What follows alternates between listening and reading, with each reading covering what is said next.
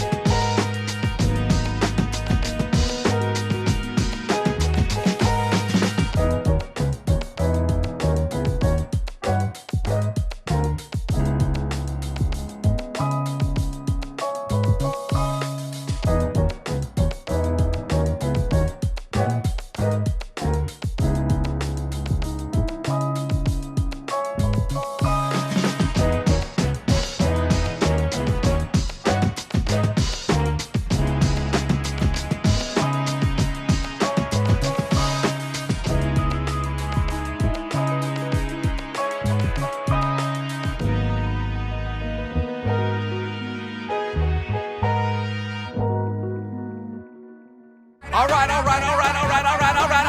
Now everybody, here's the deal. Settle down. I know. Where's my winners at? Hey, if you won, shout it out. Come on, I know. So proud of you. Well done. And thank you for playing by the rules, obviously, and showing mercy to someone who needed it, because you probably could have broken every last one of their fingers. Well, hey, man, I'm glad you're here today. What I need you to hear is this. We're in a series called Would You Rather. We're walking through a few things that Jesus said that maybe don't make as much sense to us because of the way that our brains work. Like this, for example. Jesus would say something that would give us a choice, and we think we should do this. But Jesus says, maybe think about doing that. And if you do that, your life will be blessed. I know, it's wild. And everybody loves a would you rather. It makes us think, it makes our brains work, it makes us laugh. We have a ball doing it. Today, though, we're gonna focus in on one thing, and I want you to think back to just a minute ago when you almost broke your hand. The word of the day is mercy, all right? Matthew chapter 5, verse 7. It's gonna be right up here for you to see. Check it out, it says this, the words of Jesus. God blesses those who are merciful, for they will be shown mercy. Easy, right? Easy. I love it when the Bible just says what it means. You can just say, thank you very much, and we can all leave. You guys good? Maybe we should talk just a little bit more though, because it seems easy, but it often isn't. Here's what I mean by that. When you're playing the game Mercy, right? You have somebody by the hand, and maybe, just maybe, you are the winner. Right? And you have somebody twisted up and bent, and they are begging for mercy. You have a choice to make. Would you rather be merciful to them and let the game end, knowing you're the champion, or would you rather just stick it to them? Break a finger or two, man. If that's you, you are cold. You are like Kyler Murray in the playoffs cold, seriously. Rams pressure is picked up. Kyler! Did he get rid of it? It's intercepted! But that's the choice that you have to make. But if you are the other person, if you're the loser, you are so grateful when someone shows you mercy. That's what Jesus is saying. Like, we all have a choice to make when we have the opportunity to show mercy. But he doesn't just stop there. I want to take you to another story that he tells many chapters later in Matthew chapter 18. This story really helps us understand what Jesus wants us to see about mercy. It works like this. One of Jesus's followers came up to him, and he thought he was being a pretty good guy. He goes, Jesus, how many times should I forgive someone? Like 7? And Jesus was like, no, not 7, like 77. Now that's different. And Jesus proceeds to tell this story. Now I'm going to make it a little quicker so you can maybe just track with it a little more easily. There was a king. The king wanted to settle all of his debts. Some people owed him money, so he started calling them in and saying, pay me my money. So he called this one man in who owed him 10,000 bags of gold. And he said, pay me my money. Pay me my money, or something like that, right? And the guy realized in a minute, I can't do that. I don't have that money. So he says, I don't have the money. And the king says to him, he says, oh, you don't have that money. Oh, well, okay. Well, I'm going to take you, your wife, all your kids, and all your stuff. How's that sound? And the guy realized instantly, something's wrong. I'm done. Like, I can't face this consequence. So what's he do? What's he left with options of doing? The king's got him by the hand. He's got his fingers twisted, and he throws himself on the ground in front of the king, and he just says, please give me more time. Please be patient with me. I will pay you when I can. And the king was filled with pity, and he canceled the man's debt. 10,000 bags of gold canceled. Don't pay me, man. Wow. He sends the man out. Well, that was nice of him, right? So that man goes out and finds a dude that owes him 100 pieces of silver. Smaller debt, but still significant enough. He says to that man, pay me my money.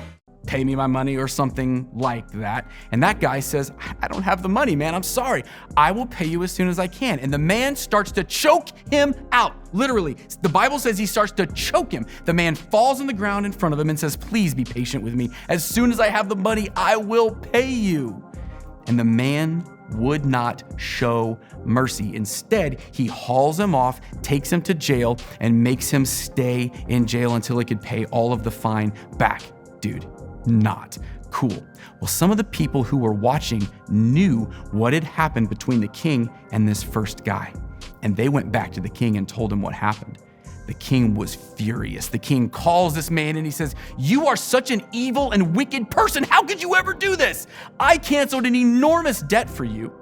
Why couldn't you cancel a small debt for someone else? You know what the king did?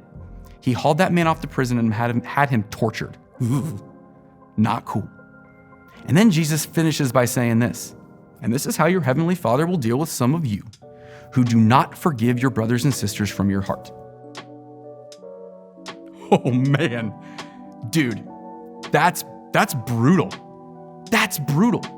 Jesus wants us to see something really clearly, and I bet a lot of you caught it. I bet a lot of you get to the end of that story and you think, well, yeah, why wouldn't that guy just show the other dude mercy? He barely owed him any money. And then you're actually listening to the words of Jesus, because that's what he wants you to hear. And mercy and forgiveness, that all sounds really great right up until the time that you get hurt. Right up until the time that someone offends you, or breaks your heart, or does something that makes you sad or upset. And then it becomes real. And then when Jesus is saying to you, give him mercy, you have a choice to make. See, today's would you rather question is, would you rather listen to the words of Jesus when he says you will be blessed when you give mercy? Or would you rather listen to the words of the world that says very simply, don't. Hold a grudge. Get revenge. Don't ever let that other person who hurt you off the hook. That's the choice that we have to make. And let me tell you something, that's not easy for any of us, because it sounds good on the paper and it gets really difficult when it gets personal, doesn't it? Because who's the last person that hurt you? Was it a friend? Was it a sibling? Was it a parent, a teacher, a coach? Someone has hurt you recently, and just let me ask you, how did you do at showing that person the kind of mercy that Jesus is talking about? Now look, there's two kinds of people out there. Some of you right now, you're thinking, oh man, I've hurt somebody. I have hurt somebody and I need their mercy. In this little game of mercy, I need to ask for it. But some of you right now that I really want to talk to, you're just the ones simply who have been hurt. You are the ones who the Bible is asking, will you give mercy? It's not easy. Some of us have been hurt really bad. What are you gonna do for that last person who hurt you? Are you gonna offer them mercy? Or are you going to wait and hold a grudge and try to get revenge and be harsh? That's kind of tough. But let me take it one step further. When you get to the end of that story that Jesus told, you start to realize something. This isn't about a king and a subject. This is about a God and you. You see, those of us who follow Jesus, we've been forgiven for everything forever. We've been forgiven for every time we've offended God and every time we ever will offend God. And some of us just need to realize that today and begin to look in the mirror and know that we've been forgiven and understand that means that we ought to forgive others as well. So let me ask you today, would you rather show the mercy that God's asking you to show? Or would you rather listen to the words of the world? And here's the truth.